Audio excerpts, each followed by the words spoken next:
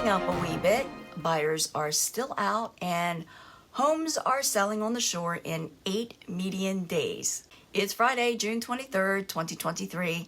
I'm Kimberly Barton of Kinetic Realty, your local market expert with this week's Maryland Eastern Shore Report. Subscribe to stay updated on our local market and let me know what you want to know. The inflation rate dipped and the Fed paused rate hikes for the first time in 14 months, but more hikes could be coming. Meanwhile, homes available on the Maryland shore are up to 1,135. 99 homes came to the market over the past week.